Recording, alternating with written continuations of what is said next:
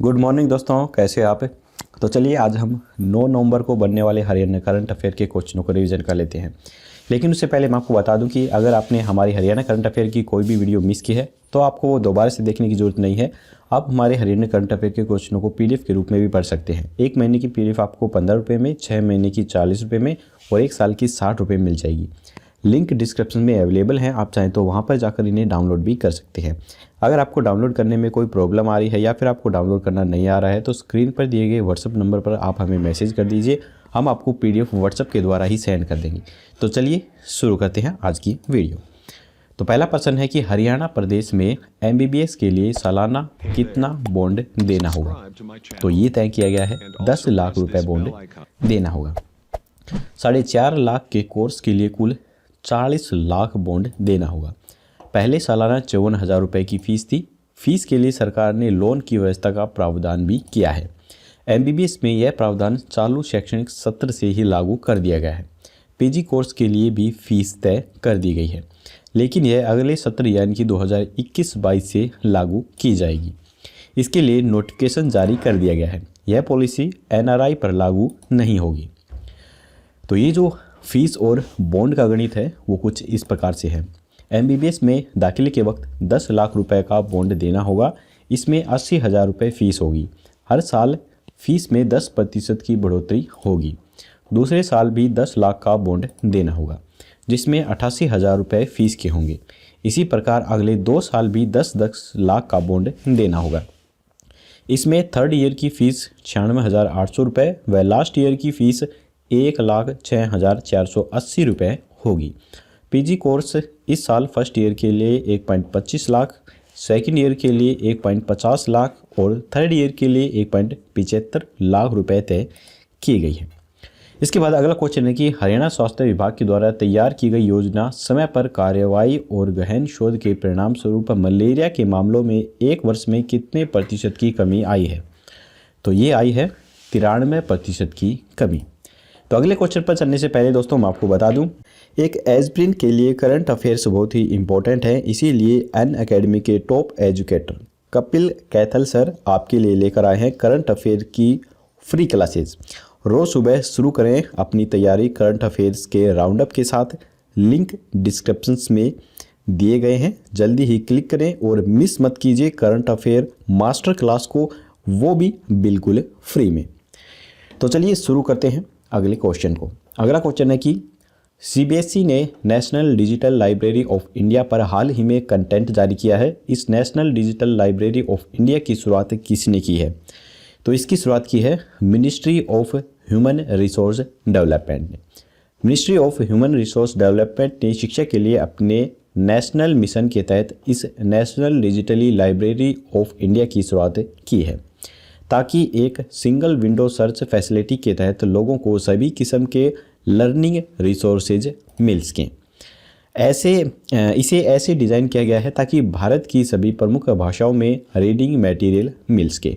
Primary school में post graduate level तक सभी विषयों का स्टडीज मटेरियल यहाँ स्टूडेंट के लिए उपलब्ध करवाया गया है। देश दुनिया की 70 से अधिक भाषाओं में आपके लिए यहाँ स्टडी मटेरियल और डिजिटल बुक भी उपलब्ध करवाई गई हैं। इस डिजिटल लाइब्रेरी में 60 से अधिक किस्म के लर्निंग रिसोर्सेज भी हैं। सेकेंडरी एजुकेशन हरियाणा विभाग की ओर से अवसर ऐप की शुरुआत भी की गई है। अवसर ऐप में अभी कक्षा 3री से 8वीं के विद्यार्थियों को ऑनलाइन परीक्षा की तैयारी शैक्षणिक मूल्यांकन से करवाई जा रही है। इसके अलावा बच्चों को वीडियो कंटेंट मोबाइल पर भी भेजे जा रहे हैं। इसके बाद है हाल ही में वोकल फॉर लोकल मेला किस जिले में आयोजित किया जा रहा है? तो ये आयोजित किया जा रहा है पानीपत के अंदर। मुख्य रूप से कार्यक्रम के आयोजन में विमुक्त घुमंतु जनजाति कल्याण संघ, स्वदेशी जागरण मंच, भारतीय जनता पार्टी, सेवा भारती व पानीपत रिफाइनरी के द्वारा किया जा रहा है। इसके बाद है हरियाणा सहकारी चीनी मिल्स लिमिटेड के 65वें पेराई सत्र का शुभारंभ हाल ही में किसके द्वारा किया गया है? तो ये किया गया डॉक्टर बनवारी लाल के द्वारा। यहाँ पर आप फोटो में इन्हें देख सकते हैं। सहकारिता एवं अनुसूचित जाति व पिछड़ा वर्ग कल्याण मंत्री डॉक्टर बनवारी लाल ने कहा है कि प्रदेश की सहकारी चीनी मिलों को घाटे से उबारने के लिए हर संभव प्रयास किए जा रहे हैं। डॉक्टर बनवारी लाल शनिवार को दी हरियाणा सहकारी चीनी मिल्स लिमिटेड के 65वें पेराई सत्र का शुभारंभ करने के बाद उपस्थित किसानों व मिल स्टाफ के सदस्यों को संबोधित कर रहे थे। उन्होंने कहा है कि केवल चीनी के उत्पादन से काम चलने वाला नहीं है, इसीलिए सहकारी मिलों को लाभ में लाने के लिए अन्य कार्य भी करने होंगे। उन्होंने बताया कि सरकार ने सहकारी मिलों में गुड़ व शक्कर का उत्पादन करने का भी निर्णय लिया है। गुड़ व शक्कर पूर्ण रूप से ऑर्गेनिक बनाए जाएंगे। उन्होंने कहा है कि प्रथम चरण में पलवल, महम व कैथल की मिलों में चीनी के साथ साथ ऑर्गेनिक्स गुड़ व शक्कर का उत्पादन भी आरंभ किया जाएगा। इसके बाद है उपन्यास the double force and the fallen kingdoms का विमोचन चंडीगढ़ साहित्य अकादमी की ओर से saint John's old boys association के साथ मिलकर सेंट जॉन्स स्कूल की प्राचार्य कविता दास ने शनिवार को किया है। ये उपन्यास किनके द्वारा लिखा गया है? तो इसका उत्तर जानने से पहले दोस्तों, अगर आपको वीडियो पसंद आ रही है तो वीडियो को लाइक जरूर कीजिएगा, और अगर चैनल पर पहली बार आए हैं तो चैनल को सब्सक्राइब करके घंटे पर ऑल नोटिफिकेशन जरूर क्लिक कीजिए, ताकि हमारी आने वाली लेटेस्ट वीडियो है वो आपको मिल सके सबसे पहले। तो इसका आंसर है जयवीर सेंट के द्वारा ये उपन्यास लिखा गया है। तो यहाँ पर आप फोटो में भी नहीं देख सकते हैं, ये मात्र 12 साल के लड़के हैं और इनके द्वारा ये उपन्यास लिखा गया है। इसके बाद है कुरुक्षेत्र के ज्योतिषर तीर्थ का कायापलट करने के लिए कितने रुपए का बजट पेश किया गया है? तो ये पेश किया गया है 200 करोड़ रुपए का बजट। गीता उपदेश स्थली ज्योतिषर तीर्थ का दायरा बढ़ने जा रहा है। अगले वर्ष तक उपदेश स्थली तीर्थ की काया बदलती हुई नजर आएगी। इस प्रोजेक्ट पर 200 करोड़ रुपए के काम जो हैं वो होने हैं। पहले चरण में करीब 39 करोड़ से काम होगा। इसमें ब्रह्म सरोवर, ज्योतिषर, नरकातारी, अमीन व सन्निहित सरोवर को भी शामिल किया गया है। इसके तहत 95.5 करोड़ का बजट मिल चुका है। दूसरे चरण में 100 करोड़ के काम होंगे।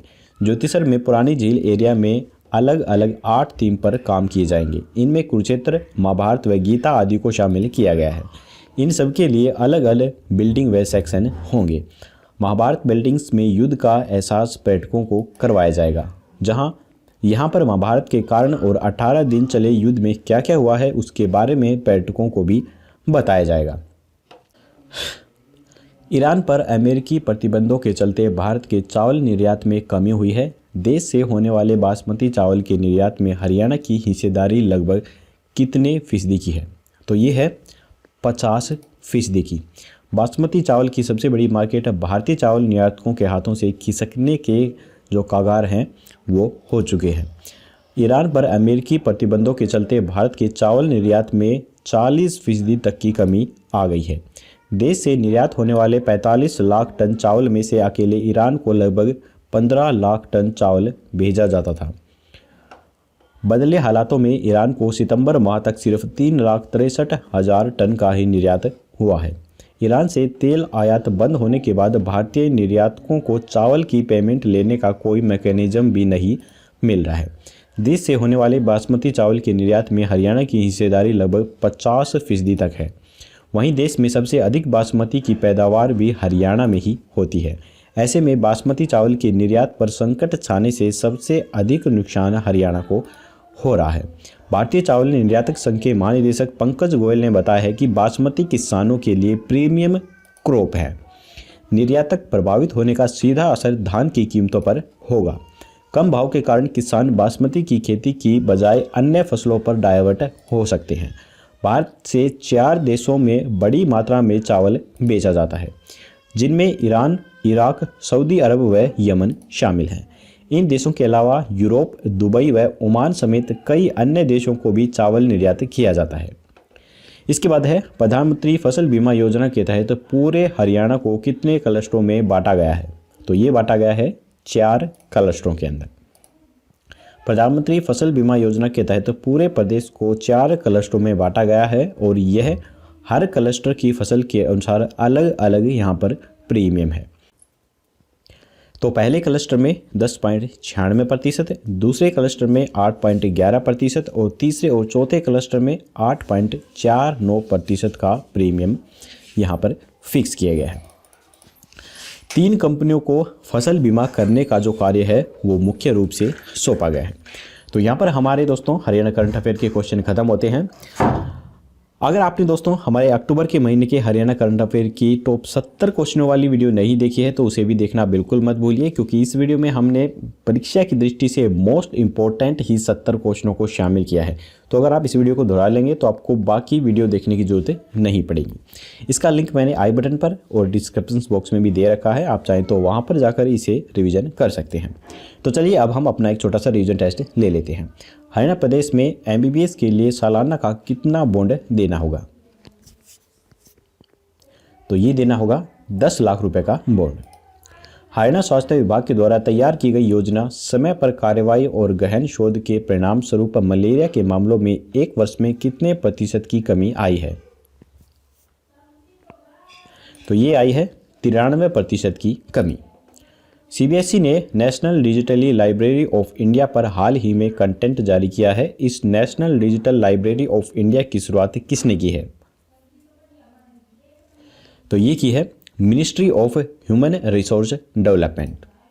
हाल ही में वोकल फॉर लोकल मेला किस जिले में आयोजित किया जा रहा है? तो ये किया जा रहा है पानीपत के अंदर। इसके बाद है हरियाणा सहकारी चीनी मिल्स लिमिटेड के 65वें पेराई सत्र का शुभारंभ हाल ही में किसके द्वारा किया गया?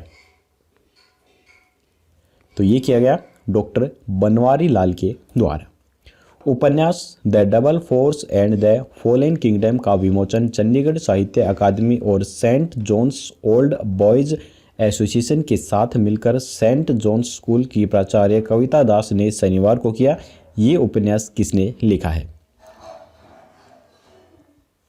तो ये उपन्यास लिखा गया है जयवीर सेंट के द्वारा।